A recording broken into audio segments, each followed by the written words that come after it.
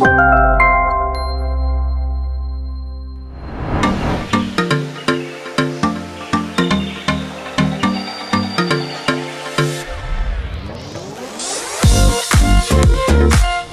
టైంలో ఎటువంటి జాగ్రత్తలు తీసుకోవాలి, ఒకవేళ కోవిడ్ ఎఫెక్ట్ అయితే ప్రెగ్నెంట్ వాళ్ళు ఎటువంటి ట్రీట్మెంట్ తీసుకోవాలి, ఒకవేళ డెలివరీ టైంలో ఎఫెక్ట్ అయితే తల్లికి బిడ్డకి ఎటువంటి ట్రీట్మెంట్స్ తీసుకోవాలి. ఫస్ట్ అసలు ఈ కోవిడ్ టైంలో ప్రెగ్నెన్సీ రావచ్చా, ఇప్పుడు డెలివరీ అయిన తర్వాత ఒకవేళ మదర్ కోవిడ్ పాజిటివ్ అనుకోండి, బేబీకి బ్రెస్ట్ ఫీడింగ్ ఇవ్వకూడదా, బేబీని పక్కన ఉంచకూడదా, అండ్ ప్రెగ్నెన్సీలో వ్యాక్సిన్ తీసుకోవచ్చా లేదా మేము వ్యాక్సిన్ తీసుకుంటే బేబీకి అది ఏమైనా ట్రాన్స్మిట్ అయ్యి వాళ్ళకి ఇబ్బంది జరుగుతుందా, లైక్ పీరియడ్స్ టైంలో వ్యాక్సినేషన్ తీసుకోవచ్చా, హస్బెండ్ వ్యాక్సిన్ తీసుకుంటే వాళ్ళకి ఏమన్నా ఫర్టిలిటీగా వాళ్ళు లెస్ అవుతుందా, పీరియడ్స్ టైంలో వ్యాక్సినేషన్ తీసుకోవచ్చా.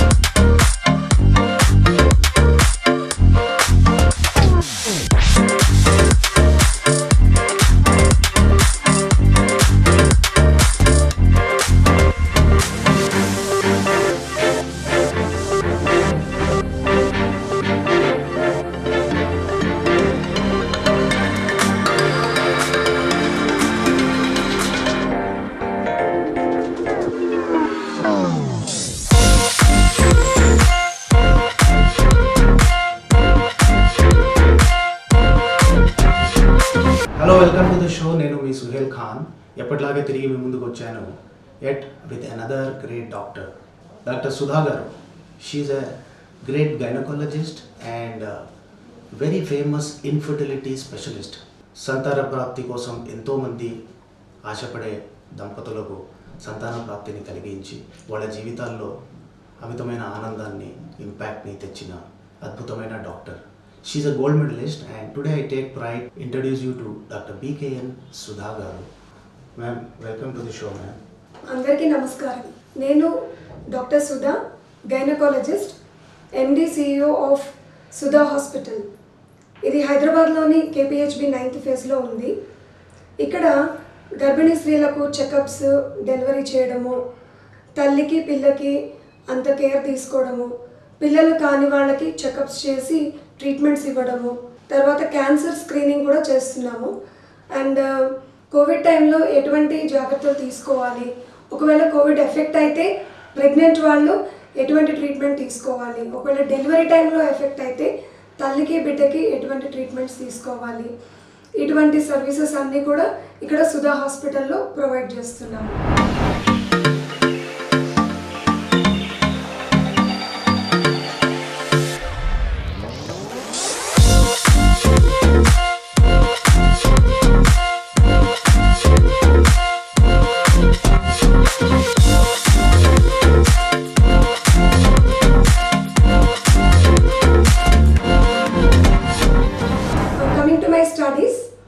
నేను ఎంబీబీఎస్ ఎస్విఎస్ మెడికల్ కాలేజ్ మహబూబ్ నగర్లో చేశాను. 2006లో కంప్లీట్ అయింది. 2007 నుంచి 2009 వరకు ఉస్మానియా మెడికల్ కాలేజ్లో డీజీఓ చేశాను. ఆ తర్వాత 5 years ప్రైవేట్ ప్రాక్టీస్ చేశాను. నర్సింగ్ హోమ్ కల్వకుర్తి మహబూబ్ నగర్లో రన్ చేశాం, 30 bedded హాస్పిటల్. ఆ తర్వాత ఇన్ఫర్టిలిటీలో ఫెలోషిప్ చేశాను. దాని తర్వాత మెనోపాజ్ ప్రాక్టీస్ మీద కూడా సర్టిఫైడ్ కోర్స్ చేశాను.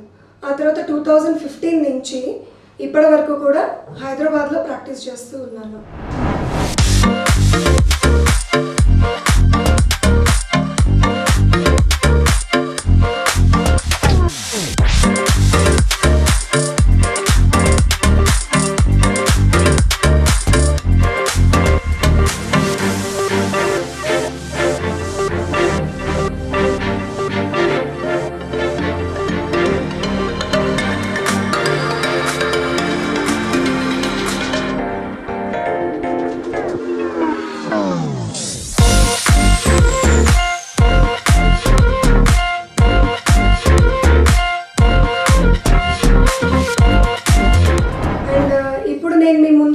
వచ్చింది లేడీస్ గురించి కొన్ని pregnancy and infertility and cancer screening ఈ రిలేటెడ్ టాపిక్స్ గురించి మాట్లాడడానికి.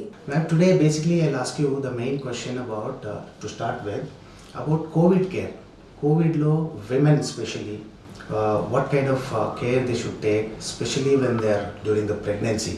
దాని గురించి ఒకసారి వివరిస్తారా మ్యామ్? ఇప్పుడు అందరిలో ఒకటే భయం కోవిడ్ గురించి. సో మా దగ్గరకు వచ్చే పేషెంట్లు వాళ్ళు కూడా ఎన్నో డౌట్స్ అడుగుతూ ఉంటారు. కొన్ని కామన్గా వచ్చే డౌట్స్ ఏంటంటే, ఫస్ట్ అసలు ఈ కోవిడ్ టైంలో ప్రెగ్నెన్సీ రావచ్చా అనేది ఫస్ట్ డౌట్ చాలామందికి. అంటే కొంతమంది ప్లాన్ చేసుకుంటూ ఉంటారు ప్రెగ్నెన్సీ కోసం. అలాంటి వాళ్ళు ఇప్పుడు వ్యాక్సినేషన్ అది జరుగుతుంది కాబట్టి ఈ వ్యాక్సినేషన్ టైంలో మేము స్టాప్ చేసేసి తర్వాత ప్లాన్ చేసుకోవాలా, ప్రెగ్నెన్సీ రాకుండా చూసుకోవాలా అనేది ఒక డౌట్. దానికి ఆన్సర్ ఏంటంటే, మీరు వాంటెడ్గా అవాయిడ్ చేయాల్సిన అవసరం అయితే లేదు. ఎందుకంటే వ్యాక్సిన్ మీ first dose, second dose course పూర్తయ్యే లోపల కూడా ఒకవేళ న్యాచురల్గా ప్రెగ్నెన్సీ వచ్చినా భయపడాల్సింది ఏమీ లేదు. ఎందుకంటే ఆల్రెడీ కొంతమంది డోసెస్ అప్పుడు ప్రెగ్నెన్సీ కన్ఫర్మ్ అయిన వాళ్ళ మీద స్టడీస్ జరిగాయి. వాళ్ళని చూసినట్లయితే ఎవరికి కూడా అబార్షన్స్ ఎక్కువ అవ్వడం కానీ, బేబీ సరిగా ఏర్పడకపోవడం కానీ ఇట్లాంటి సమస్యలు ఏవి ఎదురవ్వలేదు. అంటే వాళ్ళ స్టాటిస్టిక్స్ తీస్తే కామన్గా రొటీన్ లేడీస్ అందరిలో అంటే వ్యాక్సినేషన్ తీసుకొని వాళ్ళల్లో ఎట్లా అయితే పర్సంటేజ్లు ఉన్నాయో, అబార్షన్ పర్సంటేజ్ కానీ, బేబీలో అనామలీ పర్సంటేజ్ కానీ ఇట్లాంటివి ఉన్నాయో, ఈ వ్యాక్సిన్ తీసుకుంటున్నప్పుడు కన్సీవ్ అయిన వాళ్ళకు కూడా అవే పర్సంటేజ్లు క్యారీ అయ్యాయి. సో ప్యానిక్ అయిపోయి ఇప్పుడు అబార్షన్ చేంజ్ చేసుకోవాలా, వ్యాక్సినేషన్ తీసుకున్నాం కదా అనే భయం అవసరం లేదు. అండ్ ఒకవేళ ఎవరైనా ఐవీఎఫ్ ప్రెగ్నెన్సీ కానీ అట్లా స్పెషల్ ట్రీట్మెంట్స్ తీసుకునే వాళ్ళు ఉంటే వాళ్ళ ప్రిఫరెన్స్ని బట్టి వ్యాక్సినేషన్ సెకండ్ డోస్ పూర్తయిన తర్వాత ప్రొసీడ్ అవ్వచ్చు. అండ్ ఇంకొక డౌట్ ఏంటంటే, ఒకవేళ ప్రెగ్నెన్సీ కన్ఫర్మ్ అయితే ఈ వ్యాక్సినేషన్ టైంలో కానీ కోవిడ్ ఎఫెక్ట్ అయిన టైంలో కానీ ఏమి కేర్ తీసుకోవాలి? సపోజ్ ప్రెగ్నెన్సీ జస్ట్ కన్ఫర్మ్ అయింది, వాళ్ళకి కోవిడ్ కూడా డిటెక్ట్ అయింది. సో ఇలాంటప్పుడు ఫస్ట్ ఏం చేస్తారంటే, మీరు కోవిడ్ కేసెస్ చెకప్స్ చేసే హాస్పిటల్కి ఫోన్ ద్వారా ఇంటిమేట్ చేసి like we are pregnant and we are coming for a checkup అని చెప్పి వెళ్ళి మొత్తం మీ హిస్టరీ అంతా కూడా వాళ్ళు తీసుకుంటారు. ఫస్ట్ అవన్నీ తీసుకుని దాన్ని బట్టి మీకు ప్రెగ్నెన్సీలో ఏవైతే సేఫ్ మెడిసిన్ ఉంటాయో కోవిడ్కి ట్రీట్మెంట్ కోసము ఆ మెడిసిన్సే ఇస్తాం. మీకు కూడా జనరల్గా ఫస్ట్ రొటీన్ ట్రీట్మెంటే ఉంటుంది. అంటే ఈ ప్రెగ్నెన్సీలో కోవిడ్ రావడం వల్ల అది కాంప్లికేట్ అయిపోతుంది అంటే భయం అక్కర్లేదు. చాలామంది ప్రెగ్నెంట్ ఉమెన్ మేము చూస్తూనే ఉన్నాము. కొంతమందికి సెకండ్ మంత్లో, కొంతమంది ఫిఫ్త్ మంత్లో అట్లా అటాక్ అయిన వాళ్ళు కూడా పూర్తిగా రికవర్ అయ్యి మళ్ళీ చెకప్స్ కంటిన్యూ చేస్తున్నారు. అండ్ వాళ్ళ బేబీ కూడా ఎటువంటి ఎఫెక్ట్ రాలేదు, మదర్కి కూడా ఎటువంటి ప్రాబ్లమ్స్ ఎదురవ్వలేదు. అండ్ వాళ్ళకి మేము డెలివరీస్ కూడా కండక్ట్ చేస్తాం ఎలాంటి సమస్యలు లేకుండా. కాబట్టి ప్రెగ్నెన్సీలో వచ్చినా కానీ మీరు బేసిక్ ట్రీట్మెంట్ మొదలుపెట్టి ఫీవర్కి ఏమైనా సిమ్టమ్స్ ఉంటే వాటికి ట్రీట్మెంట్ తీసుకోవచ్చు. ఇంట్లోనే హోమ్ ఐసోలేషన్ పాటించవచ్చు. ఒకవేళ ఇంకా కాంప్లికేషన్స్ వస్తే అప్పుడు అడ్మిషన్లోకి వచ్చి డాక్టర్స్ ఇచ్చిన ట్రీట్మెంట్ తోటి పూర్తిగా రికవర్ అయ్యే ఛాన్సెస్ కూడా చాలామందికి ఉన్నాయి. అండ్ ఇంకొంతమందికి డౌట్స్ ఏంటంటే, ఇప్పుడు డెలివరీ టైంలో కోవిడ్ అటాక్ అయితే ఎట్లాగా, సో బేబీకి ఏమైనా ఎఫెక్ట్ ఉంటుందా? సో డెలివరీ టైంలో కోవిడ్ ఎఫెక్ట్ అయితే మాత్రం డెలివరీని ఓన్లీ కోవిడ్ కేసెస్ చూసే స్పెషలైజ్డ్ హాస్పిటల్స్లో కండక్ట్ చేయాల్సి వస్తుంది. సో అప్పుడు కూడా అన్ని ప్రికాషన్స్ తీసుకునే డెలివరీ కండక్ట్ చేస్తాం. అండ్ ఈ డైరెక్ట్గా సిజేరియన్కి వెళ్ళడం అట్లాంటి భయం కూడా అవసరం లేదు. అందరికీ ఎలాగైతే ప్రెగ్నెన్సీ అండ్ డెలివరీ కండక్ట్ చేస్తున్నామో కోవిడ్-19 ఎఫెక్ట్ అయిన వాళ్ళకు కూడా అండ్ ఏసిమ్టమాటిక్ అది ఉన్న వాళ్ళకి same line of management carry అవుతుంది. అంటే సిజేరియన్ అవసరమైనప్పుడు చేస్తారు, లేదంటే న్యాచురల్ డెలివరీకే ప్లాన్ చేస్తారు. ఇప్పుడు డెలివరీ అయిన తర్వాత ఒకవేళ మదర్ కోవిడ్ పాజిటివ్ అనుకోండి, బేబీకి బ్రెస్ట్ ఫీడింగ్ ఇవ్వకూడదా, బేబీని పక్కన ఉంచకూడదా, ఇలాంటి డౌట్స్ కూడా చాలామందికి ఉన్నాయి. సో బ్రెస్ట్ ఫీడింగ్ ఇవ్వడంలో ఎలాంటి ప్రాబ్లం లేదు. అంటే బ్రెస్ట్ మిల్క్లో కోవిడ్ ట్రాన్స్మిట్ అవుతుంది అని మాత్రం ఎక్కడ స్టడీస్లో ప్రూవ్ అవ్వలేదు. సో బ్రెస్ట్ ఫీడింగ్ అయితే ఇవ్వచ్చు, కాకపోతే బేబీని హ్యాండిల్ చేసేటప్పుడు కానీ దగ్గర ఉన్నప్పుడు కానీ బ్రెస్ట్ మిల్క్ ఇస్తున్నప్పుడు కానీ కంపల్సరీ మదర్ మాస్క్ యూజ్ చేయాలి అండ్ హ్యాండ్స్ శానిటైజ్ చేసుకోవాలి. ఇటువంటి జాగ్రత్తలు పాటిస్తూ ఆమె తన బేబీని బ్రెస్ట్ ఫీడింగ్ ఇచ్చుకుంటూ చూసుకోవచ్చు, ఎలాంటి ప్రాబ్లం ఉండదు. అండ్ ఒకవేళ ఆఫ్టర్ డెలివరీ కోవిడ్ అటాక్ అయితే, అంటే ఇప్పుడు మంత్స్ బేబీ ఉంటారు కొంతమందికి, అలాంటి వాళ్ళకి కోవిడ్ అటాక్ అవ్వచ్చు. అప్పుడు ఏం చేయాలి? అప్పుడు మళ్ళీ బేబీని ఐసోలేట్ చేయాలా? ఇందాక చెప్పినట్టుగానే వీళ్ళు డిస్టెన్సింగ్ పాటిస్తూ and hand sanitise hand wash చేసుకుంటూ బేబీకి ఫీడింగ్ కూడా ఇచ్చుకోవచ్చు. అండ్ వాళ్ళు సేమ్ రూమ్లో ఉండొచ్చు, ఎలాంటి బేబీని సపరేట్ చేయడం అట్లాంటివి కూడా అవసరం లేదు. అండ్ తర్వాత వ్యాక్సినేషన్ తీసుకోవచ్చా అనేది కూడా డౌట్స్ ఉన్నాయి చాలామందికి. సో ఇన్ఫర్టిలిటీకి ప్లాన్ చేస్తున్న వాళ్ళు కూడా తీసుకోవచ్చు, నో ఇష్యూ. అండ్ ప్రెగ్నెన్సీలో వ్యాక్సిన్ తీసుకోవచ్చా లేదా, ఇది ప్రతి వాళ్ళు మా క్లినిక్ కాదు, ఎక్కడ ప్రెగ్నెంట్ లేడీస్ ఉన్నా ఫస్ట్ వాళ్ళకి డౌట్ వస్తుంది. ఈ రోజు వరకు అయితే గవర్నమెంట్ ఆఫ్ ఇండియా ఇంకా మనకి రిలీజ్ చేయలేదు ప్రెగ్నెంట్ వాళ్ళకి వ్యాక్సిన్ తీసుకోవచ్చు అనే గైడ్లైన్ అయితే ఇవ్వలేదు. But at the same time ఒకవేళ తీసుకున్నా ఎటువంటి రిస్క్ మదర్కి ఉండదు. ఇది వేరే కంట్రీస్లో తీసుకున్న వాళ్ళు కూడా ప్రూవ్ అయింది. మన దగ్గర ఏమైందంటే ఈ కోవాక్సిన్, కోవిషీల్డ్ ఇంకా ప్రెగ్నెంట్ వాళ్ళకి ఇచ్చి స్టడీ చేయడము పూర్తి కాలేదు.